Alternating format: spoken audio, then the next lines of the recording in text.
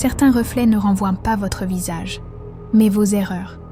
Il était 2h43 du matin quand Elda ouvrit brusquement les yeux. Une porte venait de s'ouvrir dans sa chambre. Pas la sienne, mais celle du calendrier. La case 7 venait de se déployer dans un souffle froid. À l'intérieur, un petit miroir ancien, cerclé d'argent bleuté, le même bleu que les yeux de la gardienne. Elda s'approcha, ses boucles encore éparpillées sur ses épaules, et prit le miroir entre ses doigts. Le verre était glacé, trop glacé.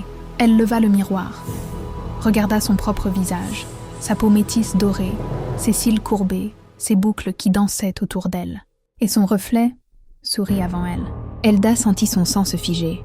Puis le reflet murmura, alors que ses vraies lèvres restaient immobiles. « Tu n'aurais pas dû faire ce vœu. Elle est jalouse. » Elda comprit immédiatement. La magie n'avait pas aimé qu'elle demande de l'amour. La magie ne voulait pas partager, même pas avec Liam. Le miroir raconte une vérité qu'Elda n'a pas demandée. La pièce devint glaciale. Une brume légère sortit de sa bouche. Les murs parurent s'éloigner. Le miroir vibrait. Elda inspira lentement et leva les yeux. Dans le reflet, elle vit les anciennes relations de Liam. Des silhouettes de femmes, des corps, des gestes, mais pas de visage. Tout s'effaçait, comme si quelqu'un les avait retirés de son histoire. Comme si la magie les jalousait, toutes. Puis la voix de la gardienne traversa l'air, douce et dangereuse. « Je t'ai donné ce que tu voulais. Ne t'attache pas trop, l'amour est à moi. » La jalousie de la magie n'était plus un concept, c'était réel. Liam change. Encore. Depuis le vœu, Liam, ce très beau jeune homme noir, haïtien, peau brune, regard profond, mâchoire nette, 5-6 de charme pur, était devenu quelque chose d'autre. Il écrivait toutes les 10 minutes. Il voulait la voir tous les jours. Il connaissait ses horaires sans qu'elle ne les lui dise. Il passait devant son travail. Il la suivait dans la rue sans bruit. Il apparaissait dans des endroits où elle ne l'avait jamais amené. Ce n'était plus le Liam qu'elle avait aimé. C'était un Liam lié, attrapé, modifié.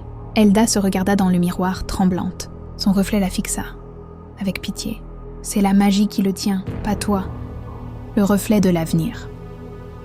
Le miroir devint opaque. L'image se brouilla. Puis reprit forme Elda vit Liam, belle peau caramel, sourire tendre, yeux amoureux. Puis son visage changea. Ses pupilles se dilatèrent. Son sourire s'effaça. Il leva les yeux vers elle, avec une peur immense, comme s'il voyait un monstre derrière elle. Le reflet murmura. L'amour modifié ne survit jamais à la vérité. Une fissure éclata dans le verre, fine, bleue, vibrante.